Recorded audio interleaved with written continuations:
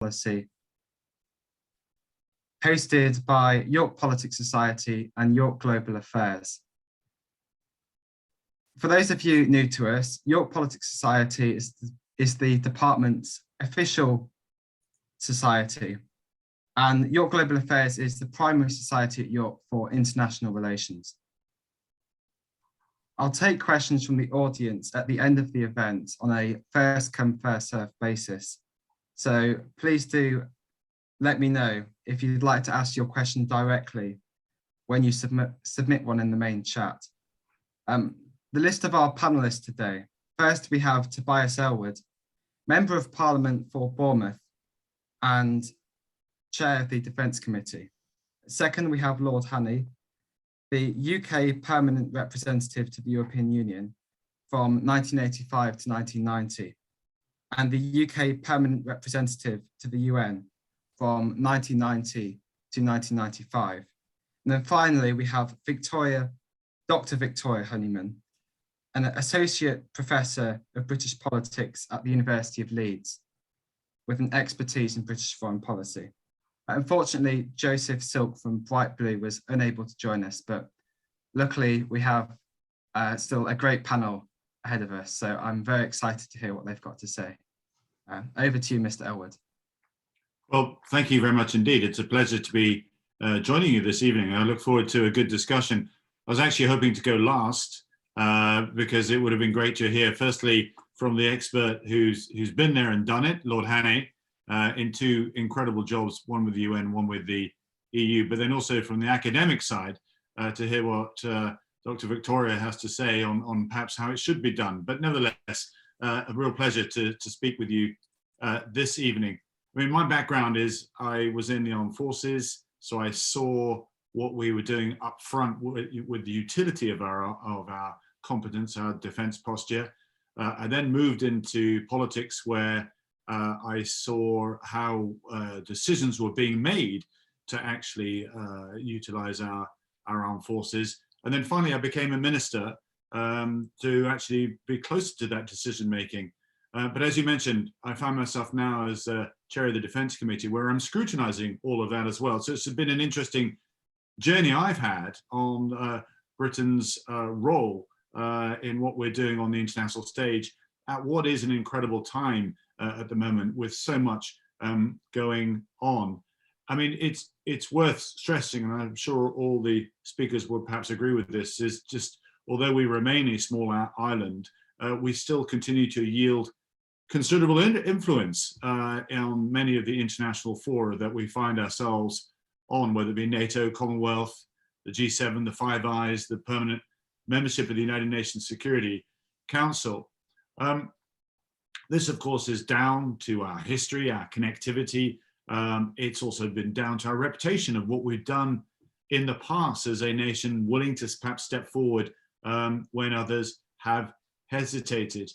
These are lists of credits, if you like, that you hear regularly mentioned in the House of Commons in any foreign affairs debate.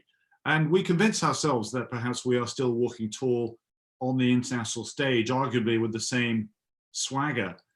But I'll have to say, I'll be the first to say that the means to yield influence is certainly still there. We are still in all those organizations that I've mentioned, although we have left obviously the EU. Our diplomatic reach remains formidable. Our armed forces are arguably the best in the world, as are our intelligence services. So from a global power perspective, we are still seen as trusted, respected.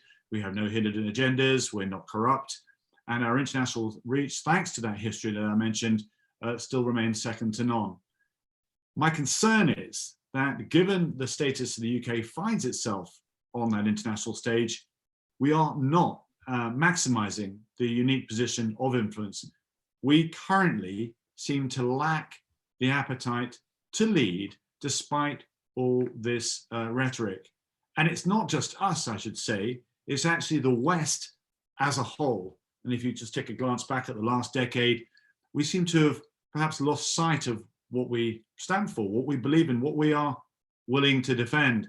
There was a big conference in Munich a couple of years ago, 2020 I think it was, where the term Westlessness was first coined, a growing inability for the West to work as one to help shape the international order along in the way that we've done in the past, understanding what values that we want to uphold, bearing in mind the growing complicated threats that we are actually beginning to experience. Now, let's be frank, Brexit has been a massive distraction for us, a painful few years as we sort of work out where we actually want to go. The pandemic, again, hasn't just affected us. Right across the world, we're seeing countries become more siloed, more protectionist, more populist, with nations retreating from the global stage. So I think my message today is that the world, unfortunately, is actually on a dangerous trajectory, and that we need to wake up and ask ourselves, do we think that the world will be more safer or less safe in the next 5 years? And it's a question I posed to the Prime Minister before the pandemic actually had started, in fact. And he actually agreed things are getting more dangerous. You could argue more dangerous than the Cold War itself. But when I put it that way, he refused to acknowledge that there was then justification to increase defense spending up to that Cold War amount, which was around 4%. So we seem to be in collective denial about what potentially is coming over the horizon. And no effort is being made to win over the nation to help justify and improve our defense posture. And this is important because you want to take the nation with you when you're making claim to actually increase a particular defense budget. Obviously, government policy, understandably, is very domestically focused right now, securing votes to remain in office. That's what governments do. And during tough times, budgets are tight. But recognizing spending overseas, DFID and so forth might not be a vote winner. So cutting overseas spending actually might be. But the first duty of government is actually the security of the nation.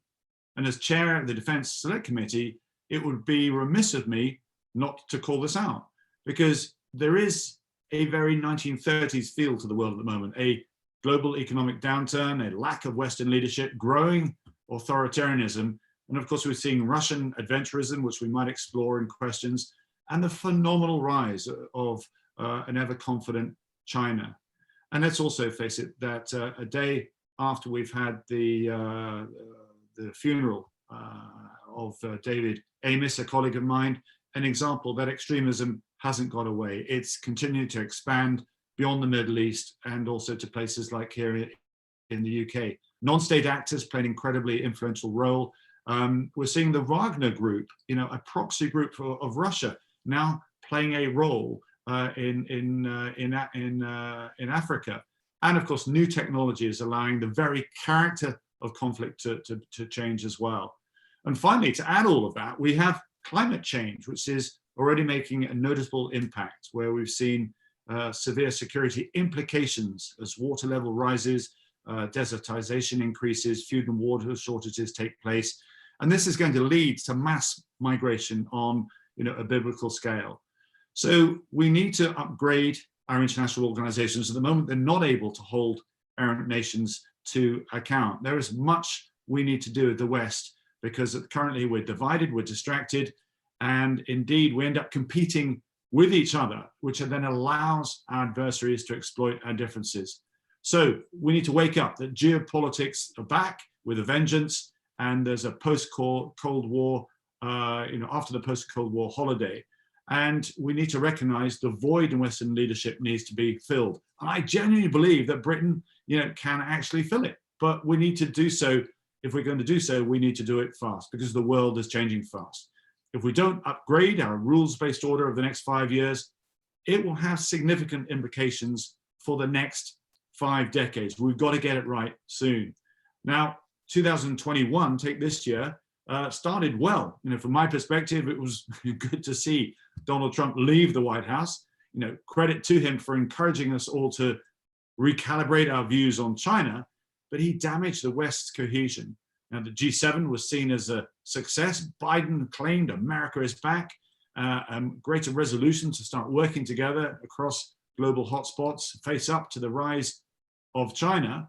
But then we saw what happened in Afghanistan, where actually there wasn't the strategic patience to see that particular challenge out. And big questions now about what America is going to do. What is their place in the world? How committed are they to actually dealing with some of the hotspots, the fires that are still out, that are still simmering across the world, in addition to obviously taking on the issues of China.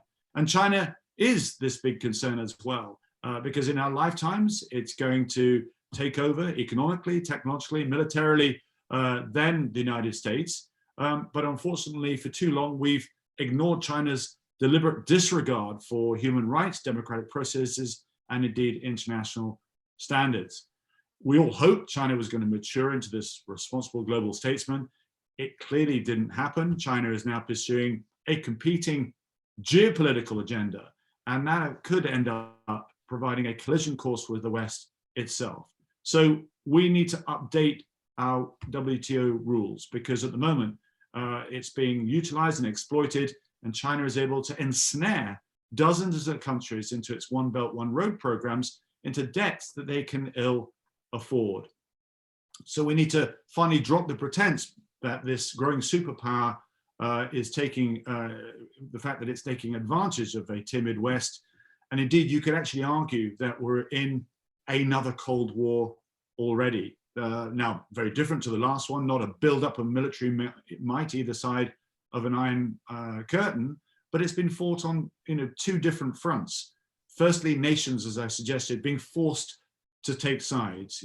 China is currently winning that in encapsulating more and more countries to think as it does. So it's neutralizing countries by ensuring that they're caught up in the long-term debt, controlling states by owning their data, and paralyzing the international apparatus, such as the United Nations, so removing global scrutiny.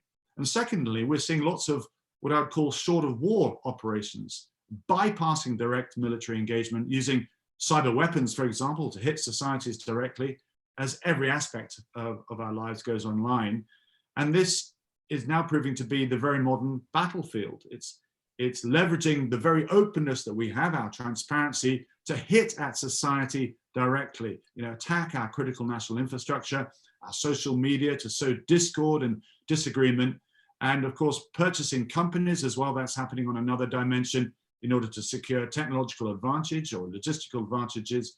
And of course, securing academic intellectual property advantages through influencing Western universities. China is busy. It's very active indeed. And for too long, the West has turned a blind eye. But its attempt to cover up COVID outbreak was a great illustration, but also I think a wake-up call for the world as to what China is doing. We had a good debate about Huawei in Parliament. Again, it took backbenchers to make the noise, to actually rile the government to say we shouldn't be going down this road. And Huawei is now being removed from our critical national infrastructure. So huge amounts of concern about where we're going and the alliances that we're working with and what we then need to do about it. I make it really clear that I think that the ingredients are there for Britain to provide the leadership that we need. America is showing a bit of a hesitation. They're retreating back again.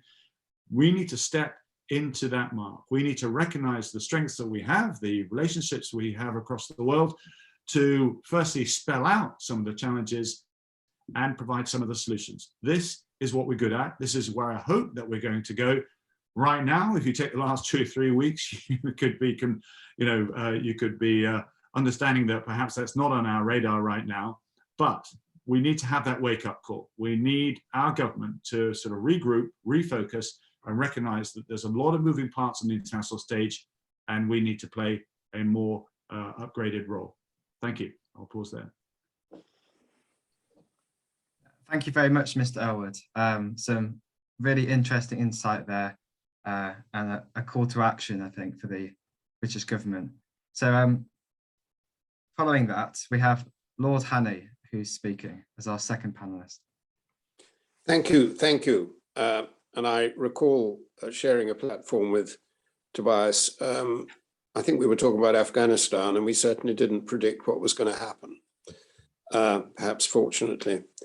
I'd like to start with one very key point, I think, which is that no country, not even the United States or China, can actually draw up a foreign policy like a blueprint and then hope to implement it just as it was laid out.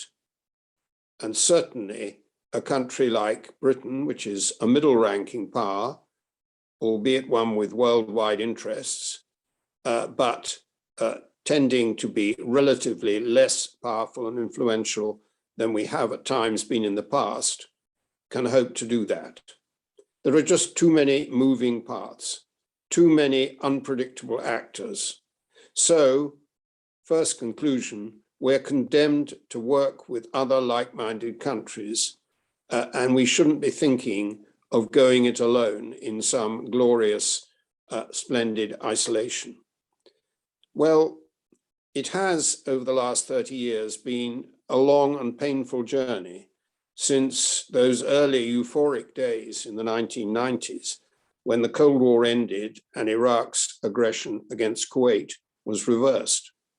There have been failures in interventions in Iraq and Afghanistan. In the financial and economic crisis in 2008-9, we avoided making the worst mistakes of the 1930s slump, when huge unemployment, protectionism, competitive devaluations led to political disaster. But there was a lot of scarring in 2008 and 9, of inequality in our societies in particular. And then we had the disruptive effects of Trump's administration, and for us in Britain, Brexit, which simply knocked away the two main pillars of our foreign policy over the last half century, which was our influence in Washington and our influence in Brussels.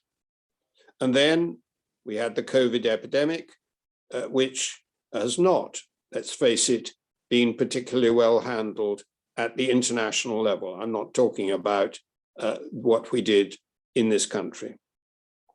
Now, all that has taken place in a period of rapidly shifting great power relationships. China on the rise, both economically and militarily, as Tobias said. Russia in relative decline, but disruptive and assertive. The US less reliable than ever was in the past. And that leaves for the UK a real risk of declining relevance and diminishing control, which we're going to have to be pretty ingenious to not slip into. The rules-based international order, often referred to, correctly in my view, identified by successive British governments as a cornerstone of our foreign policy. But that rules-based order is in deep trouble. The World Trade Organization is paralyzed. The World Health Organization is underpowered. The Nuclear Non-Proliferation Treaty is under challenge by both North Korea and Iran. The UN Security Council is not working as it should. And yet, paradoxically, many of the main challenges that we face, climate change, pandemics, trade protectionism, the risk of nuclear war, can only be handled successfully by cooperative action at a global level. And just how difficult that's to achieve, we saw at Glasgow. So what's to be done? Well, the government set out its thinking in its strategic review document last March. Analytically, I would tend to say it was a valuable and worthwhile effort.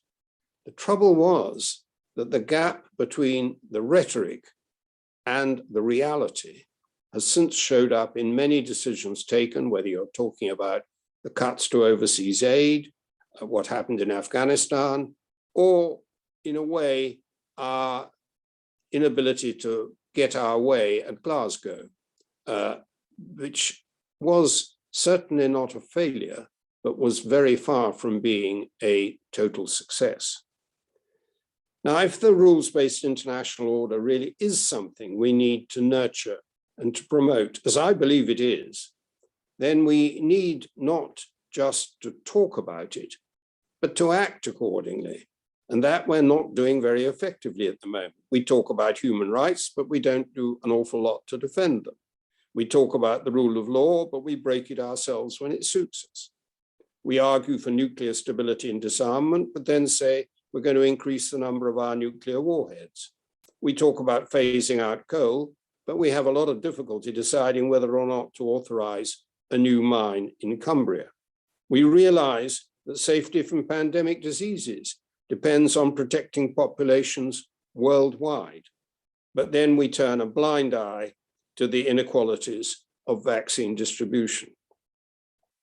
Now, a lot has been said in that government review, among other things, and in the speeches made by successive American presidents about a tilt to the Indo-Pacific. I think myself that as far as the UK is concerned, perhaps a little bit too much is said about that. The hard fact is we're not going to have a key major role, either militarily or economically, in the Indo-Pacific region. We need to be present there. We need to be helping our allies there, whether we're talking about the United States, Japan, or Australia, but we are not going to be a big player there. The heart of our security remains in Europe and its neighboring regions.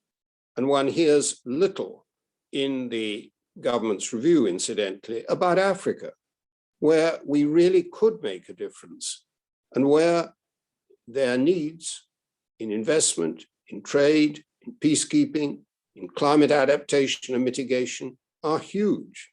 And they're not going to be met by the United States, which is not very interested in policy towards Africa, never has been. And if they are met by the Chinese, it'll probably be to their and our detriment. Now, who are we going to work with? Because as I began by pointing out, we cannot pursue a foreign policy which is just a British foreign policy standing alone and implemented by us by the strength of our right arm. Who are going to be our like-minded partners?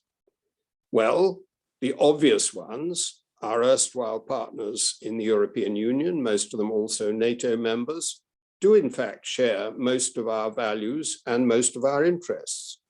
But there doesn't seem to be much thinking about them in the government's mind.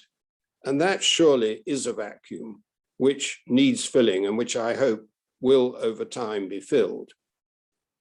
One crucial point is, of course, and Tobias mentioned this, the need to match our objectives to our resources, which are not infinite. It's no good having grandiose ideas which we then cannot execute.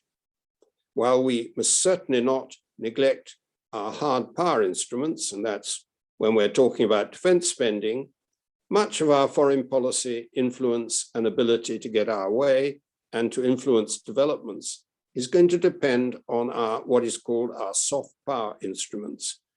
And yet, here we are, cutting back our overseas aid, squeezing the BBC World Service, and shrinking the British Council, three of the most effective of those soft power tools. The pity about March's strategic review, in my view, is that it has not triggered off a wide national debate about the direction of our foreign policy. That's the case for having more discussions of the sort we're having tonight. Foreign policy is frankly too important to leave just to politicians and diplomats. So I welcome very much this occasion, and I hope we'll have a good discussion after the three introductions. And as I said at the outset, since we are not and should not be trying to draw up a blueprint, there could be a multiplicity of views out of which we can fashion a workable foreign policy for the future. Thank you very much, Lord Hannay. I think a more real, quite a realist approach to foreign policy, which I think has a lot to say, and I appreciate very much your contribution. So next we have our third and final panelist, Dr. Victoria Honeyman from the University of Leeds. whenever you're ready. Thanks, Luke. So thank you very much for the opportunity to speak. I'm delighted to be in such excellent company. As Tobias suggested at the beginning, there are advantages and disadvantages to going last. The advantage of listening to the previous speakers is that you get to realize that they're saying similar things to you, so you feel reassured in that. The disadvantage is then you repeat the things that they've said in a slightly less positive way, in a less eloquent way, and then you begin to look as if you're just copying them but not doing such a good job. So I'm going to try and avoid that if I possibly can. So I hope you'll forgive me if I kind of use one of those old sayings that when it comes to foreign policy, if I wanted to get where I want to go, I wouldn't start from here. There is a sense in which we're not necessarily at a kind of ideal point. And as Lord Hanai suggested, foreign policy is not something that you can create a blueprint of and then follow on. It tends to be a very reactive policy within a wider background of longer standing aims and objectives. And you have to sometimes just take the rough with the smooth and hope that you end up reasonably similarly to where you wanted to go, even if it isn't exactly how you wanted to get there. So I was trying to think realistically about where British foreign policy could go in the future. And I wanted to try and be as positive about it as I could be, while also, in my opinion, being relatively realistic about it. So the one thing that I wanted to say was suggested by Tobias, which was the idea that actually Britain is in an incredibly strong international position in terms of the membership of the organizations that it has. Security Council permanent member of NATO, etc., etc. I mean, these are the kind of not just baubles, but the kind of incredibly strong levers of influence that other countries would do almost anything to get a hold of if they could. These are incredibly important. So to say that the UK has foreign policy problems could look as if I'm being overly negative. It could look as if I am somehow forgetting all of these incredible advantages that Britain has, and I'm absolutely not. But as was suggested, we are a heavy-hitting nation in some regards, but we are a medium-sized nation. We have issues with many of our previous allies, and we need to be thinking realistically about where that leaves us. And I suppose the question that I kind of wanted to think about was, how heavy-hitting is the United Kingdom? How effective is it at doing the things that it wants to do? It's still a really big player, of course it is. As I said, it's a UN Security Council member. It has, an enviable economy. Nobody doubts that. Lots of experience in lots of different regions around the world. And that experience is not to be undermined. That kind of experience, the building of relationships over long periods, is hard to replicate. It's hard to put a value on, but it's that kind of soft power that Lord Hanai was talking about, which is absolutely incredibly important. The skill and ability of our diplomats to be able to speak to people, to put perspectives across, these are very important. Our relationship with the United States, again, incredibly crucial. All of that is incredibly positive. But the world is changing, and the old realities are not necessarily the same realities that we're having to deal with, and they're putting those elements under pressure. As we know, we have challenges from other nations which are not particularly friendly towards us. So Russia and China come immediately to mind, but others have been suggested, including Iran, North Korea, etc., etc. There are nations that, while not our enemies, are engaging in activities which we would consider to be not within our ideological track. So they are engaging in totalitarian states, they are engaging in nuclear proliferation, etc. These things all cause us problems. And one of the things that we need to be very careful about when we're thinking about all those amazing things that Britain has at its disposal is that there is a tendency occasionally to be a little bit complacent about certain things. I was interested when Tobias was talking about China, as Lord Hanai talked about China. Those relationships in Africa that have been buoyed up by ODA because they were previous colonial relationships and they've had their ups and downs, those relationships will not continue to be positive where they are positive without Britain really applying its attention to them. It needs to work with those countries in order to maintain good relations. And unfortunately, part of that is ODA policy. I bang on an awful lot about ODA policy and the damage that a cut to ODA policy will do. These countries do have certain interests in Britain. They do have certain loyalties in Britain. Those are not inexhaustible. So we need to think very carefully about what relationships we're maybe taking for granted, what requires more of our attention in order to make it work. We've also got changing dynamics in a lot of old relationships that we need to be careful about, and we need to embrace the new realities. And when I'm talking about that, I'm thinking primarily about countries like India. The dynamics of those relationships are changing. They have been changing. And luckily, Britain is very good at rolling with the punches in some regards. It's very good at recognizing the new realities, but it needs to continue to build those relationships and not expect long-standing linkages to be enough in those relationships, because they simply will not. There is the impact of Brexit. I don't really want to talk about Brexit an awful lot, because quite honestly, I find it quite depressing. I spent quite a lot of time talking about Brexit, and I don't really want to talk about it anymore.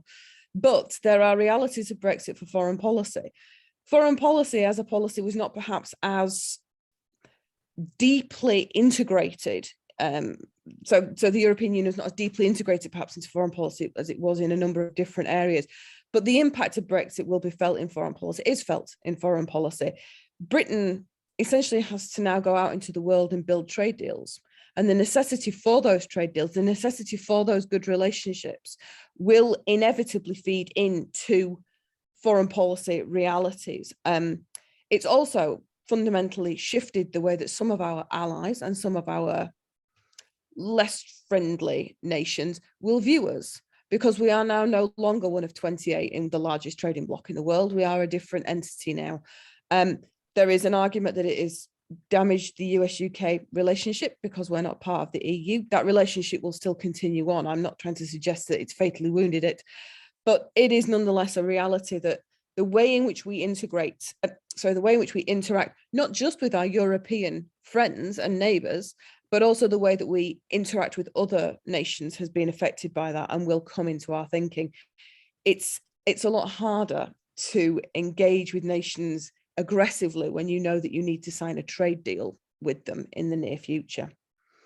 There's also, I think, the issue here about how reliable a partner Britain can be. And this brings me back to aid again, but you could expand it out into other areas.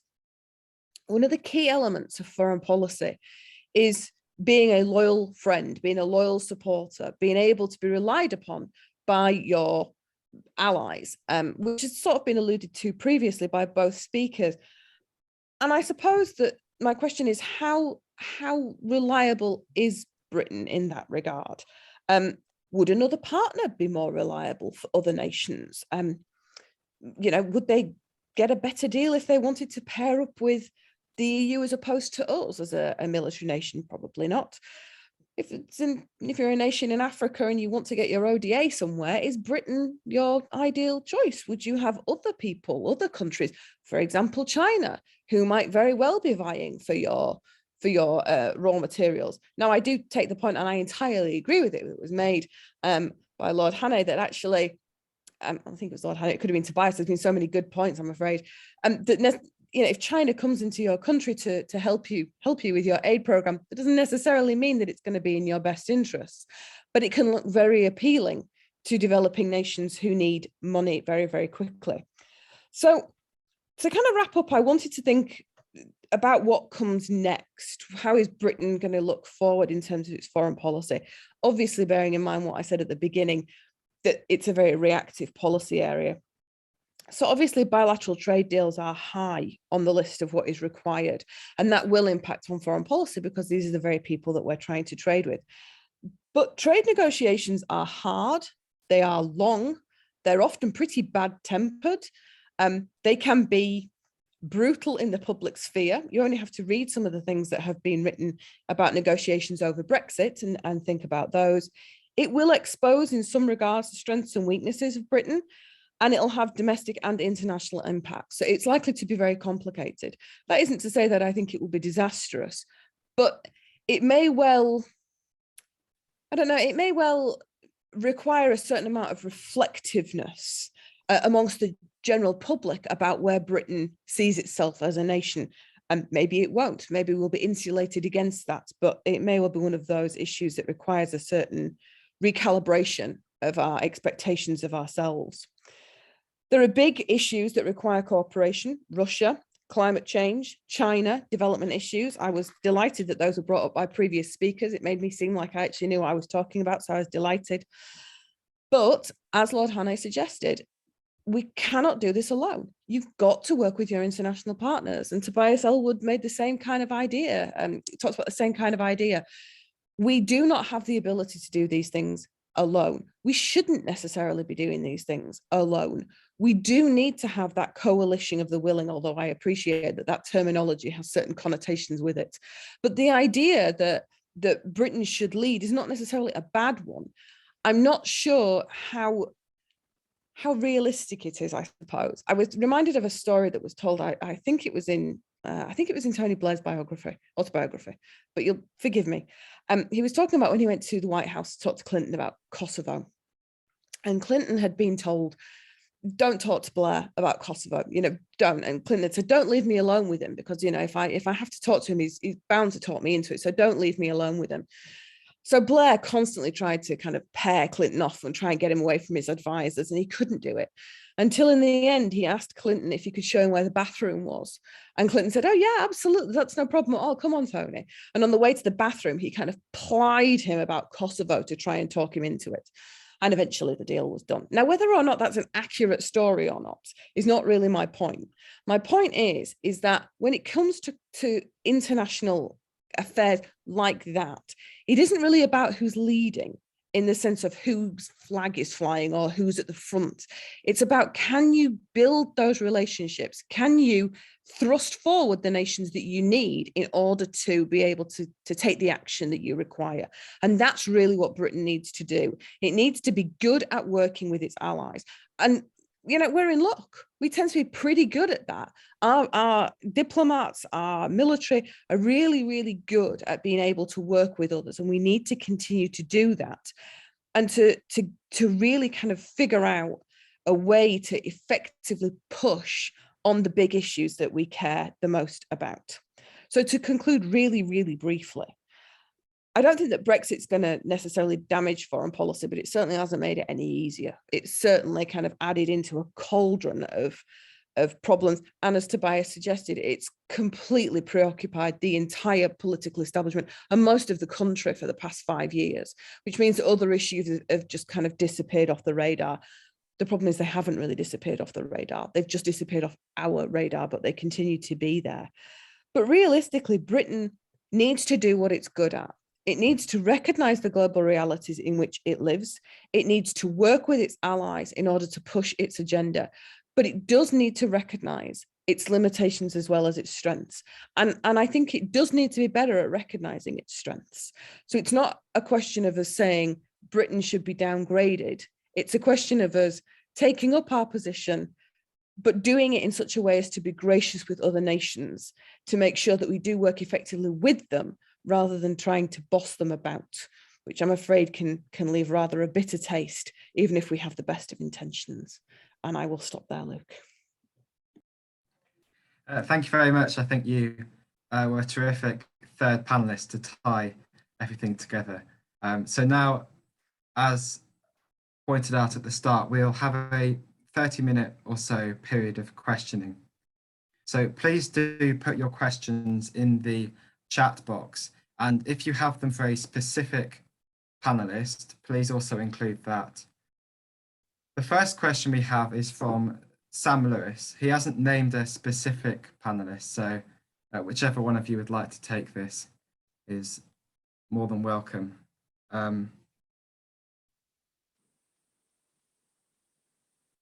Is there an issue of the desire for the West taking a charge in foreign policy so that it can lead the imperialist concept of the white man's burden?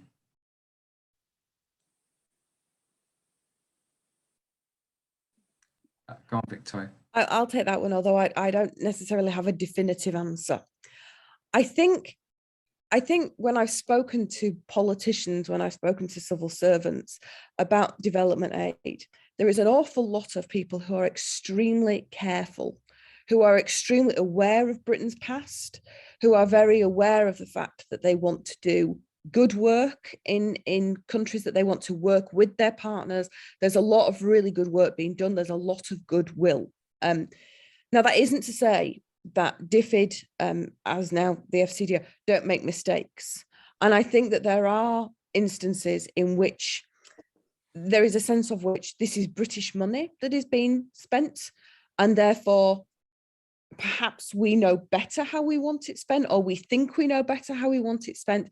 It is not a perfect situation.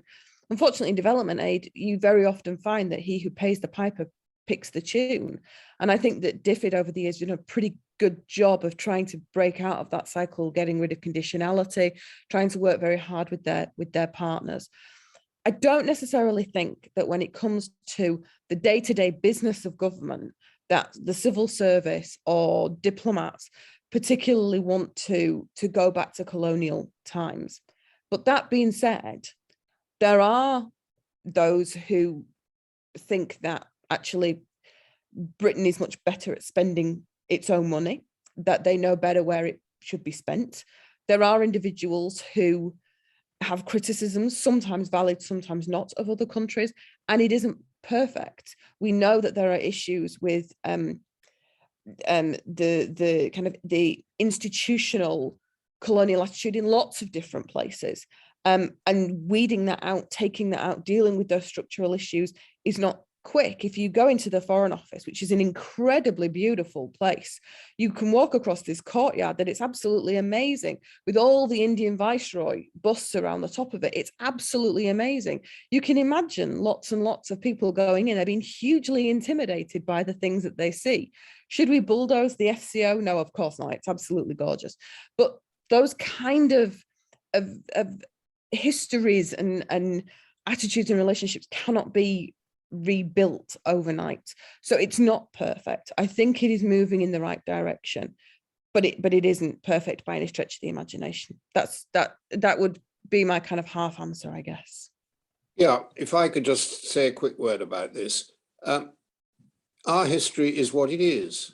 We can't change it. It's there. It's been written about copiously. It will go on being written about. It is what historians are there for, to write about it, to draw lessons from it, and so on. We can't change it, and we shouldn't be trying to change it. What we should be doing is realizing that the relationships we had with countries all around the world in the 19th and early 20th century are not any longer viable, or the sort of relationships we ought to be having now. We need to think in terms of partnership. That has to be the key thing. If we are going to work with a lot of countries in Africa, which I think we should, of course, we can provide some resources. Of course, we can provide some skills. We can provide higher education where that's desired, or and so on. But it should be done in a spirit of partnership. It should not be us telling them what to do. It should be us asking them what we can do together.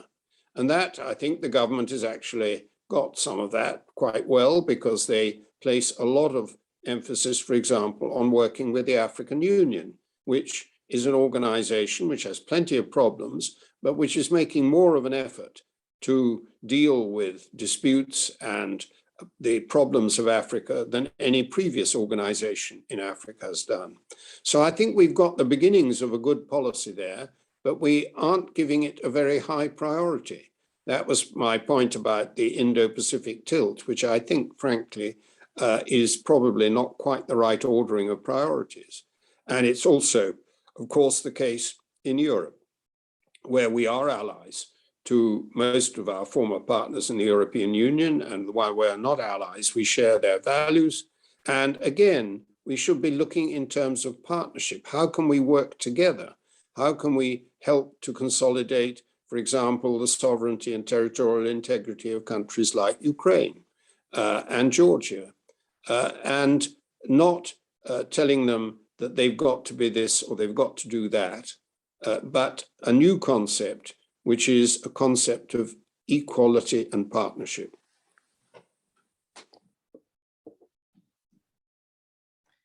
Thank you very much, Lord Honey.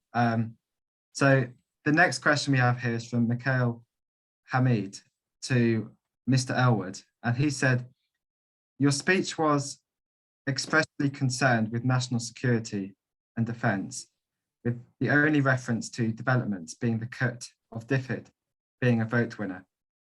Do you think that international aid should be playing a larger role in British foreign policy rather than this vintage focus on military posturing?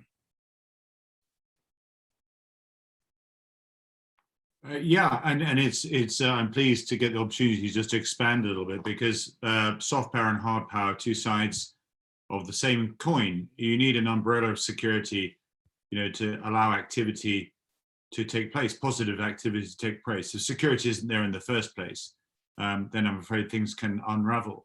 But you're absolutely right to emphasize what we need to do. I mean, what the One Belt, One Road is a form of sharp power, if you like. It's a form of soft power, with emphasis. And our soft power, I think, is absolutely appreciated. I was astonished that we chose to withdraw aid from various programs around the world. When you do so, take aid away from Libya, for example, Russia will be delighted, because they can then move in and they have a very different agenda. If you take aid away from Somalia, as we've done, Al-Shabaab will absolutely, cheer to the rafters.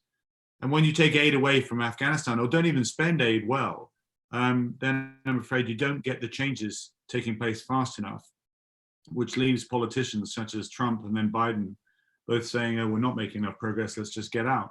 So it isn't just the aid itself, and aid alone isn't good enough. You need development must come to look at governance, appropriate governance. What's applicable, what's wise for the locality. We imposed a centralized model in Afghanistan, completely wrong. And anybody with any knowledge and understanding of the country would know that the model that we produced in 2001 was always going to be tough. But absolutely right to say that my focus is, because I'm chair of the Defence Select Committee, and in the limited time I had to speak, that's what I focused on, is the big threats. When you add them all together, we have a bumpy decade ahead. But if we are going to invest and look forward and do these things, then you're absolutely right. It's not just our soft power, it's our leadership, it's our statecraft that's going to provide answers. Yemen will be solved partly through security, but primarily through some form of development and governance solution.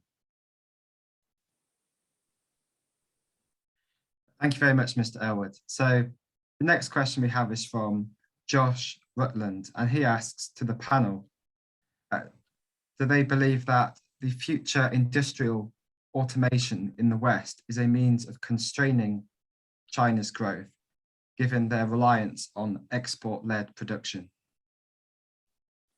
Would any of you like to answer that question? Well, I'll just try to give a start.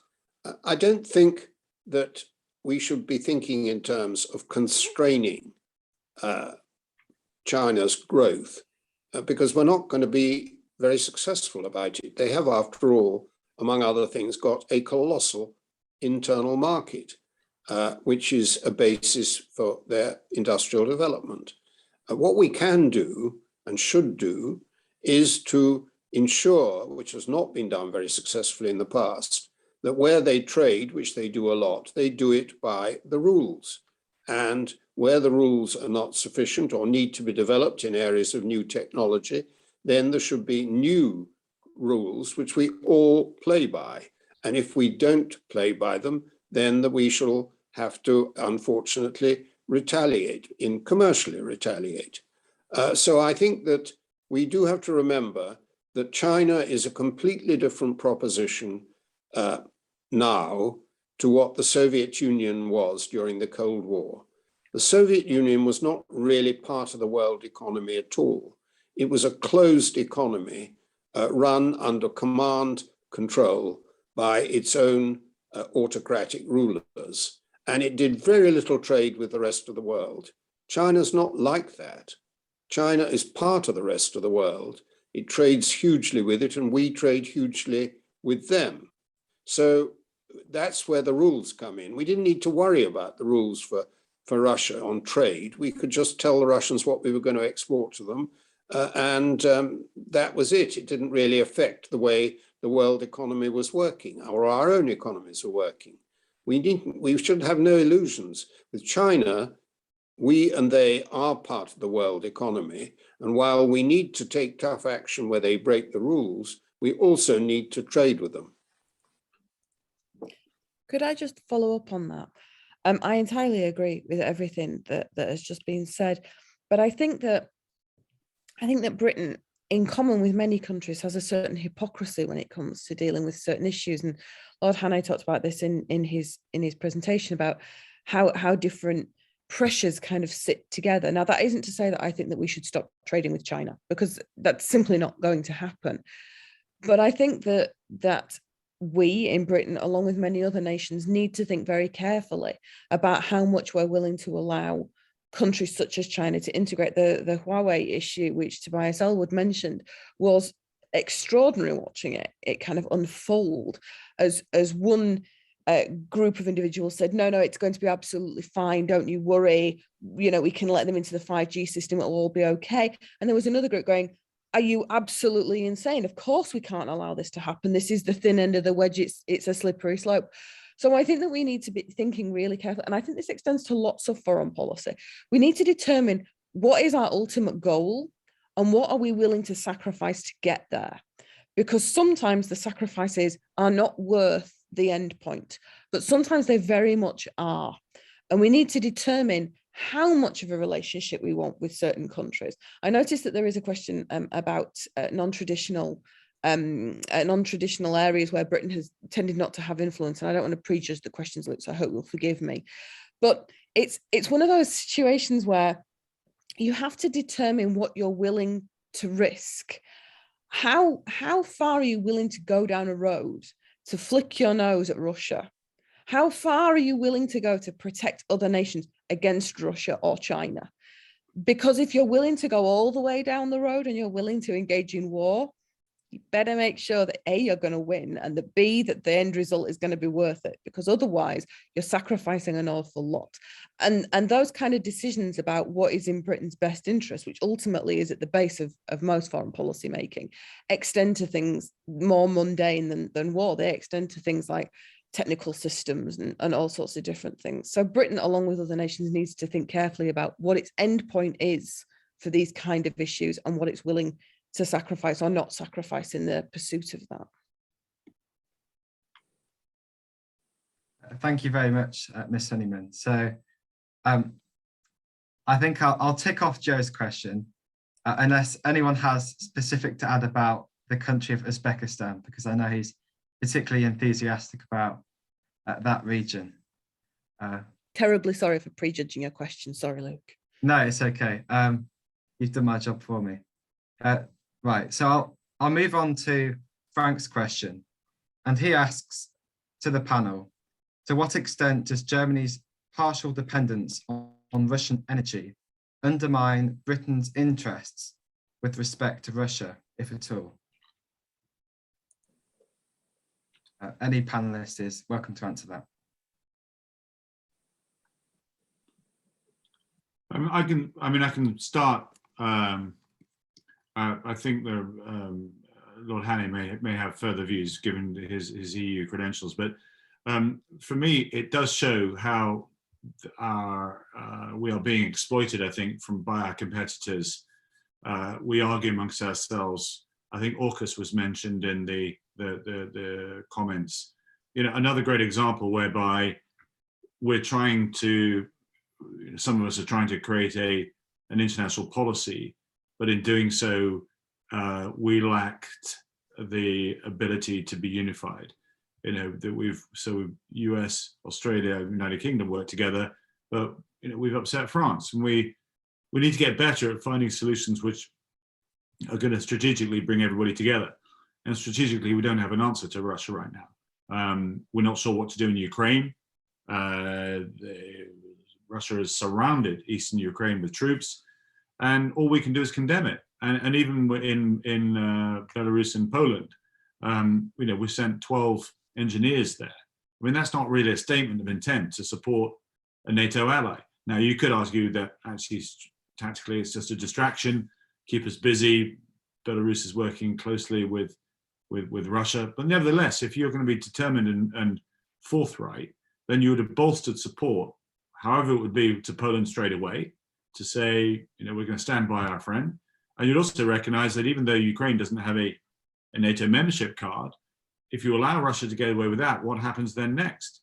And again, it's a sign of perhaps the absence of cohesion as to what Europe should be able to do together. And the particular question was to do with the gas pipeline. The fact that Russia can turn the taps on and off in this way and causing ripple effects and division across Europe, with Germany particularly not able to sort of stand up. You need to be able to wean yourself off if you are serious about standing up to an authoritarian regime, to be able to then have a security of supply, to then have a more conducive and effective strategy to prevent Russia from pursuing its adventurism. Yes, I take a slightly different attitude, not totally different, but a little bit different, to Tobias on that issue of the Nord Stream 2 pipeline. I mean, go back 30 or 40 years, and we faced exactly the same question. We, the British, the French, and the Germans, and the other Europeans were building a pipeline with the Russians, with the Soviet Union, in the early 1980s. And Ronald Reagan tried to stop us doing it. And Mrs. Thatcher was hopping mad. She said, look, this pipeline we need the gas, and we're providing a lot of the equipment, which we're being paid for, and it's not going to give the Russians any effective leverage, the Soviet Union. Well, you can answer this question now. Has the Soviet Union exercised leverage through that pipeline that was built in the 1980s? Answer, no. They've provided us with gas. We've paid for it. They've paid us back for the equipment. Now, is Nord Stream 2 completely different? I don't really think it is. I don't think the Russians can turn the tap on and off like that, not without bankrupting themselves. I think there is a real issue about pressure being put on Ukraine by sending less gas through the pipeline that goes through Ukraine and thus provides some resources for Ukraine. And that will need to be watched carefully. I think there could be commercial questions, but they will be regulated by the European Union's own competition policy. So I actually think that Joe Biden did the right thing, which was to recognize that the pipeline was going to be built, it was practically complete, and that it was not such a big deal in foreign policy terms as a lot of people made out.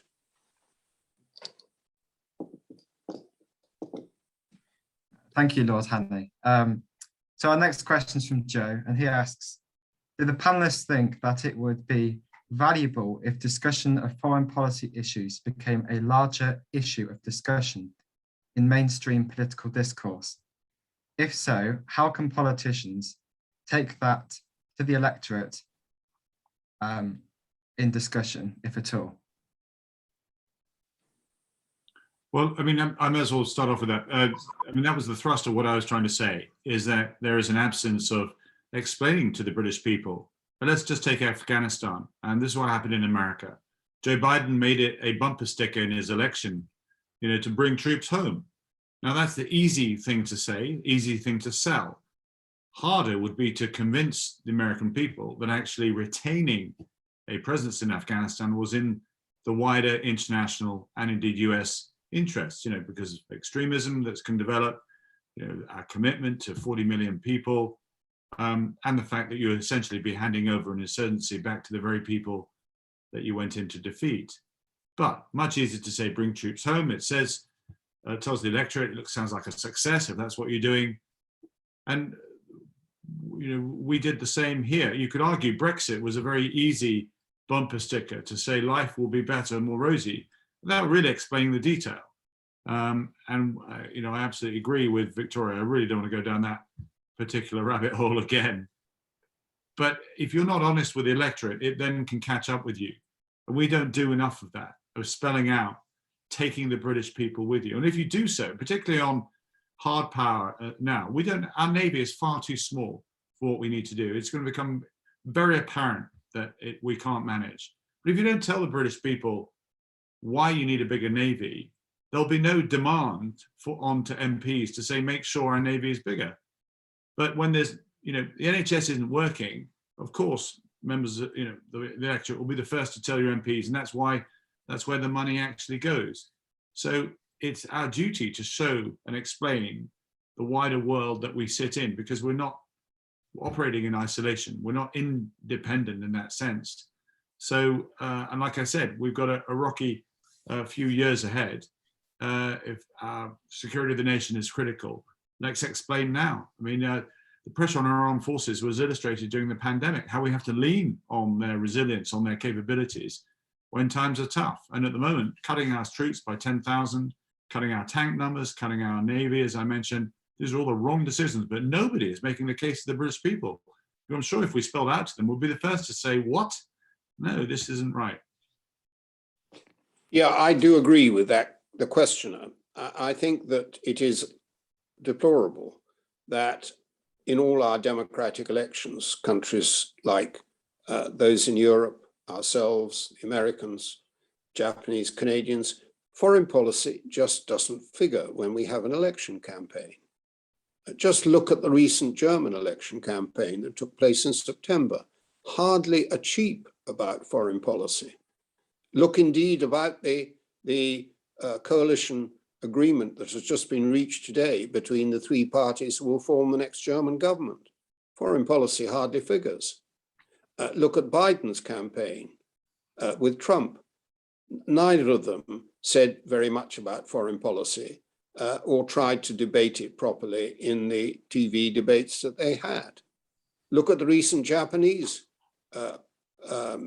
election. Not a word about foreign policy practically in the election.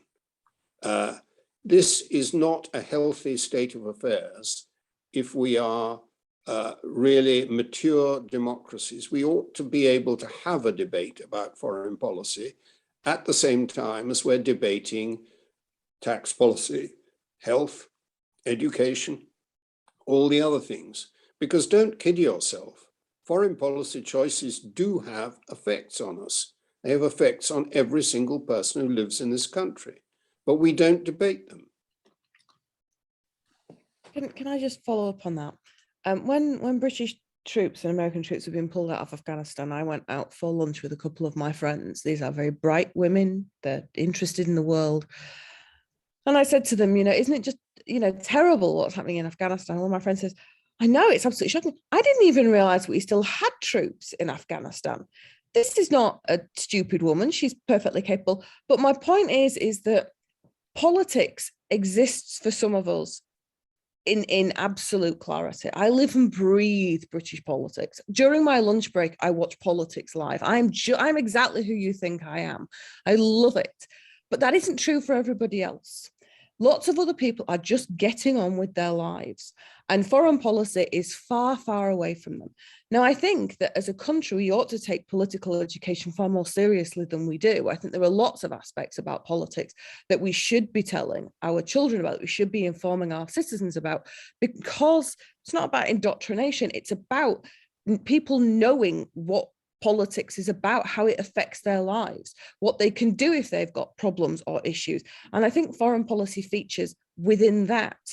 But I don't think that it is the public's fault that they don't know about foreign policy.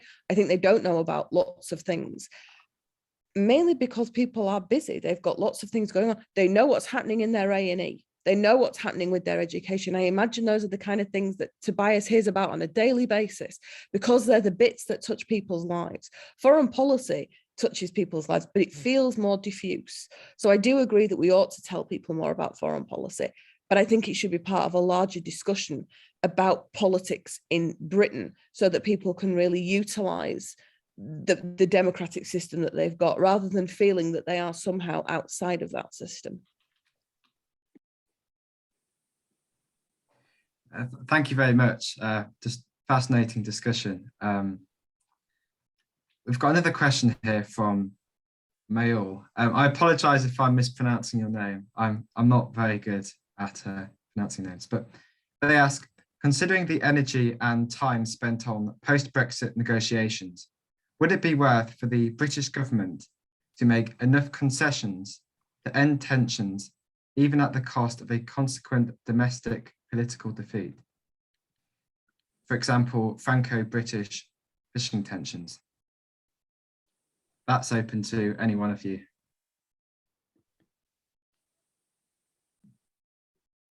I can, sorry, Lord Hannah, do you have to start on that one? No, go ahead. So I think that there is a question between what you could do and what is a political reality. I don't know how much the British would have to concede to the French in order to make peace. I know that they won't. For a number of reasons, probably top of the list, because the British government will want to look like they have, if not quite won the fight, that they've certainly put up a good fight and that they've ended up somewhere in the middle. So it was inevitable. You know, Brexit's like trying to cut through a Gordian knot. I mean, it was inevitable that it was going to go on. Once fishing has been dealt with, there'll be something else, and there'll be something else, and there'll be something else. There is not an endless amount of concessions that you could make, and I don't think that it would necessarily be advantageous to either side to do it. That doesn't mean that I don't think that we should work very closely with our allies. I think that we absolutely should. But I think that I don't think that the way that it is being portrayed as a kind of a bare knuckle fight from the Beano is necessarily helpful to anybody particularly, because that isn't really what it is. So I'd like to see that stop, but I don't think that endless concessions would be wise, and certainly wouldn't be a reality. Yes, I don't want to get into the detail of the fish business, which is immensely complex, but just remember that the people who really end up paying for deals on fish are the fish. They get overfished. We kill the stocks. We are incapable between us, all the countries of Europe, all the countries that fish in the North Sea and the Channel, of limiting our catches to a point that is sustainable. This is a very straightforward piece of environmental policy. And yet the fisheries ministers, because they're driven by politics, always end up by authorizing overfishing.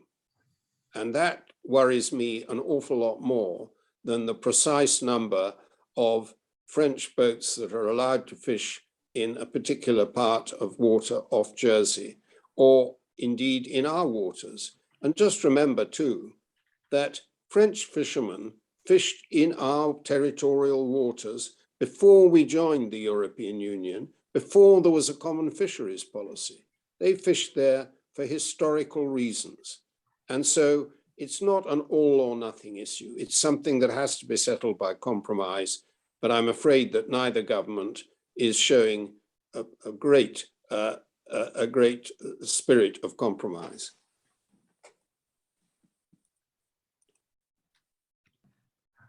Thank you both. I'm going to skip down a couple of questions here because I see we've got some attendees that have already asked a question. So a question from Howie Padwin.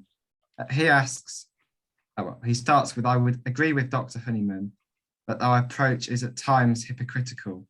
So why should the UK totally reject cooperation with China due to humanitarian issues if we have happily cuddled up to the US for so long, who have killed dozens of innocent Syrian children with drone strikes and sold more arms to Israel than any other nation? Maybe I take that one. Okay. The difference between the two is that when there are mistakes made by the US, they're held accountable, whereas nobody can hold account inside China, certainly not in any of the actions. You know, what they're doing to the Uyghur population is tantamount to genocide. Even the UN is reporting heading that way. And I would agree to some extent. Afghanistan, we're just doing an inquiry into Afghanistan, and in one sense, we lost our way in reminding ourselves and appreciating what we stand for. Our way of life was attacked directly, 9/11 and so on. And in trying to defeat the enemy, we lost sight of the very high standards that we've spent many generations, centuries, advancing and maturing. And in our eagerness to seek revenge and somehow get justice, the whole of Guantanamo Bay, that entire experience was completely wrong. We now reflect back on that and realize that you're either for us or against us. Well, that's exactly why Parliament and parliamentarians and committees such as mine, need to scrutinize what government does at every stage of that. I think the arms to Israel piece is you're getting into a more complicated debate, which I perfectly understand. Hamas has just been, listed as a